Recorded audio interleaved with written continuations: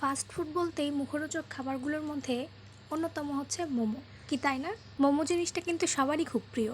মোমোজ বা ডাম্পলিং যেটাই বলেন, দেশীয় খাবার না হওয়া সত্ত্বেও কিন্তু বাংলাদেশে এটা বেশ জনপ্রিয়। আমাদের মতো ইয়াং জেনারেশনের ছেলে মেয়েদের মধ্যে এটা খাওয়ার প্রবণতা কিন্তু বেশ। কার কার এটা পছন্দ অবশ্যই কমেন্ট করে জানাবেন। তো চলুন শুরু করা যাক আজকের ভিডিওটা। হ্যালো এভরিওয়ান, আসসালামু আলাইকুম, welcome my page story with Tanu. কেমন আছেন সবাই? আশা করছি সকলেই অনেক অনেক ভালো আছেন। আজকে আপনাদের সঙ্গে শেয়ার করতে আসলাম একটা মুখরোচক খাবারের রেসিপি। অবশ্যই এটা বলতে বাকি রাখে না, এটা সবারই প্রিয়, সবাই এটা রেসিপিটা জানে, সবাই বানাইতে পারে। কি ঠিক বলছি না? আমরা কিভাবে তৈরি করেছিলাম এটাই আপনাদের সঙ্গে শেয়ার করব। চলুন দেখতে থাকি। এখানে আনুমানিক 2 কাপ ময়দা নিয়েছিলাম, অ্যাড করেছিলাম সয়াবিন তেল, লবণ আর হালকা গরম। এরপর আটাটা বেশ সময় নিয়ে একটু মেখে নিয়েছিলাম। সুন্দর মতো আটা মাখাটা হয়ে গেলে উপরে একটু তেল মাখিয়ে রেস্টে রেখে দিয়েছিলাম মিনিমাম 30 মিনিট। আপনারা চাইলে কিন্তু এর থেকে বেশি বা এর থেকে কমও রাখতে পারেন। গ্রামের বাসায় যখন আমরা কাজিনরা সব একসঙ্গে হই, রেগুলারই মিডনাইট আমাদের এরকম কোনো না কোনো পার্টি হতেই থাকে। চিন্তা নেই, আবার যখন একসঙ্গে হব সেগুলো ভিডিও আপনাদের সঙ্গে শেয়ার করব। চলুন পরবর্তী স্টেপগুলো দেখি। এরপর আমরা এখানে একটা গাজর গ্রেট করে নিয়েছিলাম পুরোটা।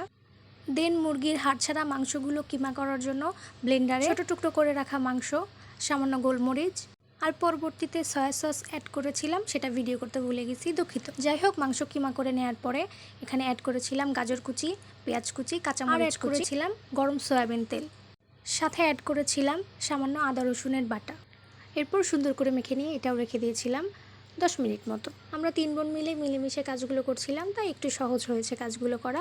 আমার একার পক্ষে করতে গেলে রাত পার হয়ে যেত। ওই যে বলে না, হুজুগে ফ্যামিলি। আমরা আসলে হুজুগে ফ্যামিলি। কারোর মনে একটা কিছু আয়োজন করার বাসনা আসলো আর সেটা আমরা পূরণ করব না, তা তো হতেই পারে না। ছোট বোনের মন চেয়েছিল মোমো খাবে, শুরু হয়ে গিয়েছিল আমাদের মোমো। কারা কারা এরকম হুজুগে ফ্যামিলির মধ্যে বসবাস করেন অবশ্যই কমেন্ট করে জানাবেন। যাই হোক, 20 মিনিট পর আটাটা নিয়ে সুন্দর করে রুটি বেলে মোমো বানানোর প্রসেসিংটা শুরু করে দিয়েছিলাম। এমনিতেই বেশ রাত হয়ে গিয়েছিল, রাত 11টা পর্যন্ত আমরা সবাই এইসবই করেছি। আচ্ছা বলেন তো, মোমোর শেপ দিতে কে কে পারেন না? আমার তো মনে হয় মোমো শেপ দেওয়ার মতো সহজ কাজ আর কোথাও নেই। আচ্ছা, না পারলে সমস্যা নেই, আমি 4 ধরনের মোমো শেপ দেখিয়ে দিচ্ছি।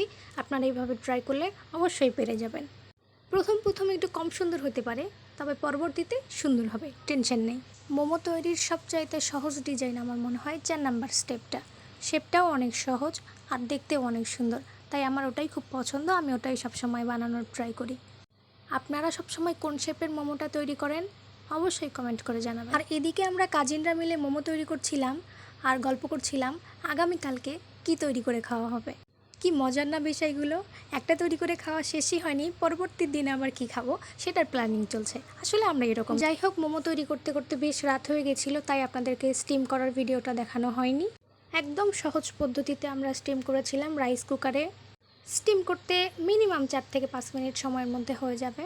এর সঙ্গে এখানে আমরা 3 রকমের সস অ্যাড করেছিলাম, চিলি অয়েল, টমেটো সস আর ধনিয়া পাতার চাটনি। কিন্তু ধনিয়া পাতার চাটনিটা একটু ঘেটে ঘ হয়ে গিয়েছিল, তাই আপনাদের সঙ্গে শেয়ার করিনি। আমার ভিডিওগুলো ভালো লাগলে অবশ্যই like, comment, share and follow দিয়ে পাশে থাকবেন।